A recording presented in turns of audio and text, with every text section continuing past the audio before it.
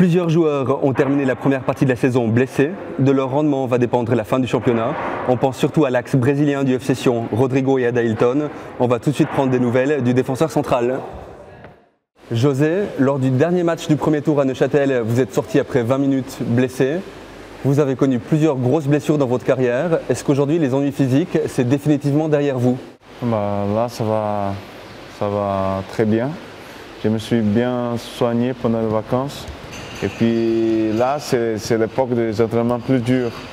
C'est-à-dire qu'on dépasse la limite. Et là, j'ai pu constater que physiquement, même après la blessure, je suis dans un niveau un peu mieux qu'avant. Vous êtes vous-même médecin. Est-ce que vous pouvez vous soigner tout seul? Oui, bien sûr que j'ai toujours besoin de quelqu'un pour qu'il fasse quelque chose que je n'arrive pas à faire tout seul. Mais je sais pas mal de choses pour me soigner. C'est pour ça aussi que j'ai pu me remettre après la blessure assez rapidement. Dans l'axe de la défense, il y a deux jeunes joueurs qui ont rejoint la première équipe. L'un, c'est Léo Lacroix et il s'est blessé. L'autre, c'est Steve Rouillet. Ces jeunes joueurs, vous les voyez comme une concurrence ou au contraire, vous êtes là pour les aider et les encadrer? Les deux en même temps, à la fois.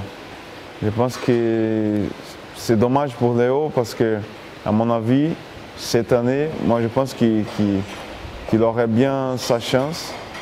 Mais Steve, c'est un garçon avec un talent assez grand. Et puis nous, les moins jeunes, on va dire, on est là pour les encadrer aussi, pour les conseiller.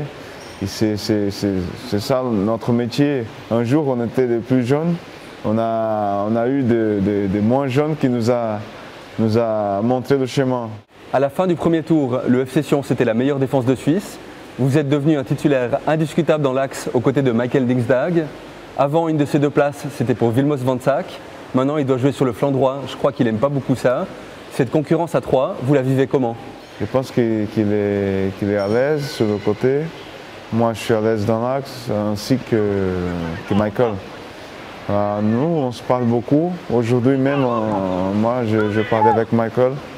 Parce que c'est pas parce qu'on avait été la meilleure défense dans la première partie du championnat que tout était parfait. Au contraire, il y a une marge assez intéressante de progression.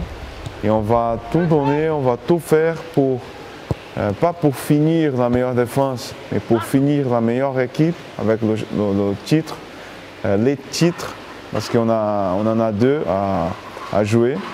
Et puis on est là pour gagner les deux. José Adailton, merci beaucoup. Nous, on retrouve comme chaque soir Giovannicio qui se filme tout seul avec la petite caméra de Canal 9. Ce sont les carnets de voyage de Giovannicio. On va aller voir Seredier, dit Cerezo. Eh mon gars sûr. Ouais, ah, il est là, Cerezo. Je voulais savoir ton impression. Tu penses que tu auras l'opportunité de jouer ne serait-ce que 10 minutes à 15 minutes comme ça? Ben franchement, moi maintenant, tu vois, je me sens bien. Ouais. C'est ça le truc, je me sens bien, j'ai aucun mal et tout. Mais c'est pas moi qui décide au fait.